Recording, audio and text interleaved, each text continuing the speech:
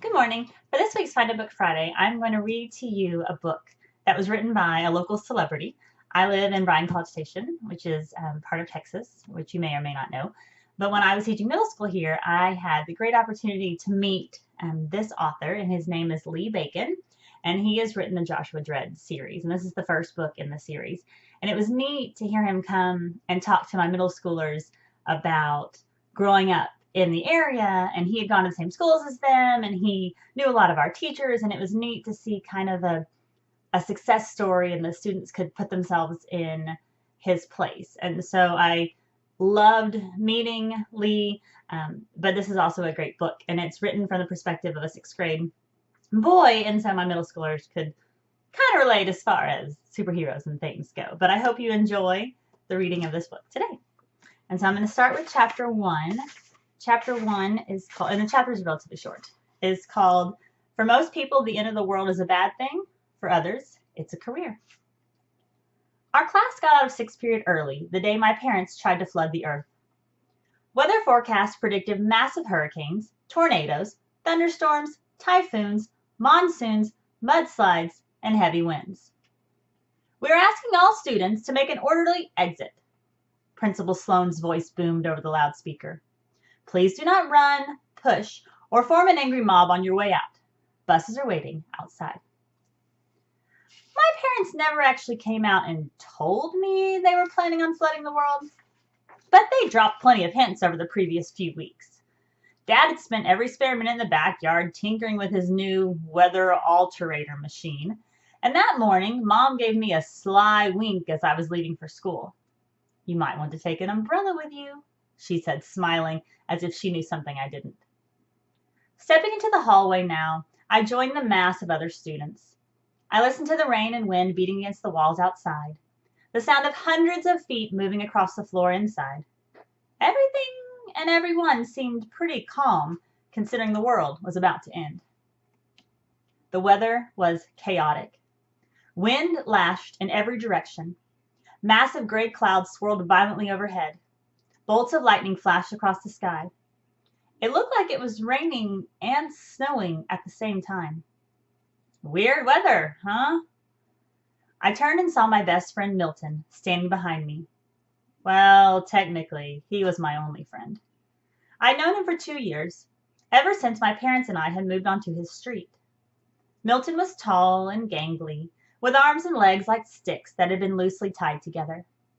His sandy blonde hair always poked up in the back. Did you hear what the weather forecast said this morning? Milton asked. Yeah. I looked up at the churning clouds. They're predicting that the storms will destroy civilization as we know it. And it's perfect timing, too. Mrs. Lang was about to give us a quiz when class got dismissed. We both stopped talking when a bone-rattling crash of thunder echoed across the landscape. Come on, I said when the thunder had ended. Let's get onto the bus before it leaves without us. Milton and I pushed against the wind until we found our bus and took a seat near the back. The weather outside worsened as we waited. The wind blew a stop sign past my window. The sky exploded with lightning. Finally, the bus rumbled into motion. Looking out the rain-splattered window, I could see trees shaking and power lines snapping loose. We passed an electronics store where the manager was fighting off a group of looters with a vacuum cleaner.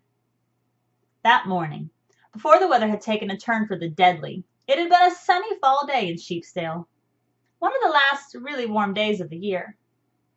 Sheepsdale was a small town in upstate New York, nestled between a river and rolling green hills. Except for the occasional threat of apocalyptic doom, it was a pretty uneventful place to live. When we reached downtown, the harsh weather suddenly stopped. It was as if we'd passed under an enormous, invisible roof. There was no rain or wind. Everything looked absolutely still. A wall of gray clouds swirled around us, and an eerie silence hung in the air. My first thought was that we'd entered the eye of the storm, but then the bus lurched to a halt, and I realized what was going on. My parents were floating in the intersection. They were holding a press conference. It's embarrassing to run into your parents when you're with people from school.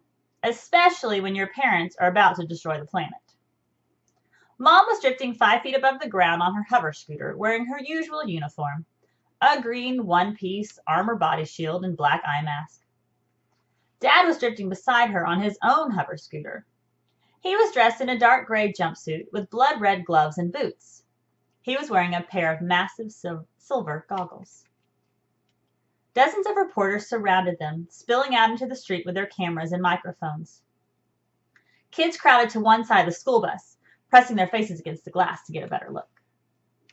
"I can't hear anything!" someone in the front yelled. "Open a window!" All at once, 20 windows rattled down. I ducked low, worried that my parents would notice me. Milton squeezed against my shoulder to get a better look. "That's the Dread Duo." His voice was full of fear and amazement. "Is it?" I asked, trying to sound like I wasn't sure who they were, like I hadn't just eaten breakfast with the Dread Duo 7 hours earlier. "There's the botanist," Milton pointed at my mom. "She can control plants with her mind, and next to her is Dr. Dread. He wears those goggles because of his super-powered eyesight.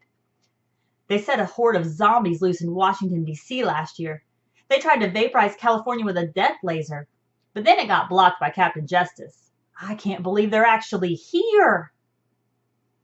Milton went quiet as soon as Dr. Dread, my dad, began speaking to the gathered reporters. "You may have noticed the sudden change in weather when you reach this intersection." He gestured to the wall of pounding rain and snow that surrounded the calm, clear area of downtown where our bus was stopped. "We have created a vortex of silence which neutralizes the effects of the weather alterator within a 50-foot radius of wherever we go. This vortex of silence will keep us safe and dry even as the weather outside gets worse. And we assure you that it will get worse," my mom continued. "Much worse. Unless the government agrees to meet our demands, every continent on Earth will be destroyed in," she checked her watch, "less than 4 hours." My parents did this kind of thing sometimes. Death lasers, rampaging zombies, floods. I guess it was part of their job description. They were two of the most feared sewer villains in the world. But that was only one part of who they were. As far as anyone in town knew, my mom was just an ordinary horticulture professor at the local junior college, and my dad was a stay-at-home inventor. They had a regular house in a regular neighborhood, on the outskirts of a regular little town, and they had a regular son. In other words, me. My name's Joshua Dread. Well, that's one of my names anyway. I've gone by lots of them. My last name changes every time my parents pick up and move to another new town. Some kids have to make new friends when they move. I have to make up a whole new identity. But I can't tell you the name I go by now. It'd be too dangerous for me. And probably for you too. The press conference was still going on. Reporters screamed questions to my parents. "How can you expect the government to meet such an unreasonable demand in such a short amount of time?" yelled one. "I don't think a private jet filled with $100 bills is so unreasonable." A wicked smirk passed over my dad's face. I prefer to think of it as creative. "What about Captain Justice?" called another reporter. "Aren't you concerned that he'll put a stop to these plans?" My mom glared at that reporter with a sour expression. Captain Justice was the most famous superhero in the world. He was also my parents' arch rival. Just mentioning his name around the house was enough to get me sent to my room. "Actually," Mom said, "Captain Justice doesn't concern us. It's you who should be worried. All of you. Because soon—" She was interrupted by a booming voice in the distance. "Did someone say justice?" A flurry of excitement passed over the reporters. One of them pointed to the other side of the intersection, where a figure had appeared from the storm, floating above the rooftops, flying in our direction. I recognized him right away. I'd seen him in countless commercials and on magazine covers. He was wearing a tight silver jumpsuit and a shiny blue cape. His teeth were brightly shining, and he smiled. Captain Justice had just arrived. So that's chapter 1. Chapter 2 starts with, if you're going to get into a deadly fight, make sure you do it on camera. And it's just funny. Lee Bacon's done a really great job of kind of, titling his chapters and using his wording to really relate to kids and talk in a manner that kids would speak. So it's a lot of fun. It's a very fun read. I highly recommend it. And have a great week. See you next weekend. Bye.